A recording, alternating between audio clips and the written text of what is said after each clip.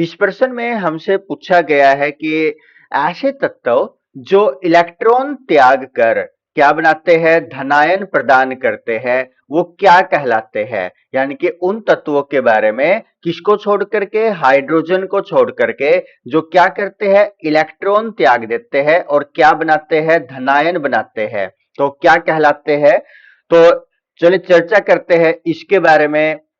हम जानते हैं धातुओं के बारे में, यानी कि जो मेटल होती है, मेटल्स के अंदर जो सामान्यतः गुण होते हैं, जो है कि उनके अंदर कौन कौन से गुण पाए जाते हैं। तन्यता का गुण उनके अंदर पाया जाता है।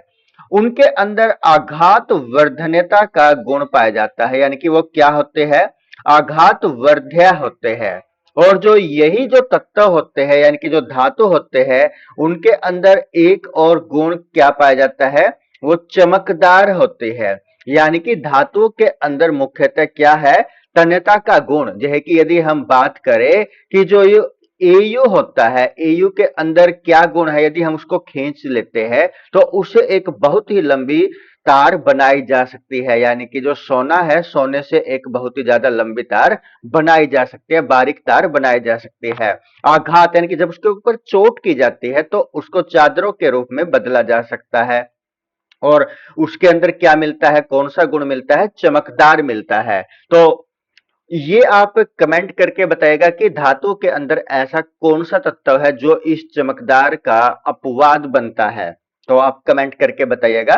और इसके अंदर और जो धातु है और क्या क्या मिलता है, ये जो है ऊष्मा व विद्युत, ऊष्मा और विद्युत की क्या होती है, ये सुचालक, सुचालक है ये किस चीज की, ऊष्मा और विद्युत की। अब इसमें यदि हम बात करें सुचालकों के बारे में, गुड कंडक्टर के बारे में, किसके बारे में, चांदी के बारे में।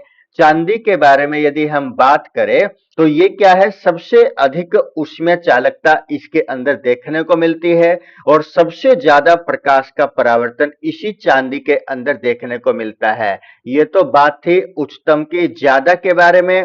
और यदि हम कम के बारे में बात करें, जो सबसे कम उसमें चालकता कौन से धातु के अंदर देखने को मिलता है, तो वो कौन सा है, लेड यानी कि शीशा।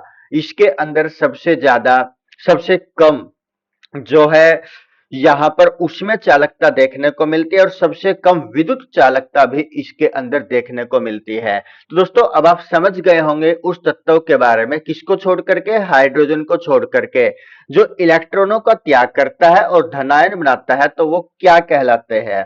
आपके ऑप्शन है मिश्र धातु, उपधातु, अधातु या धातु। आपका क्या उत्तर होगा, आप कमेंट करें आवश्यक। धन्यवाद दोस्तों।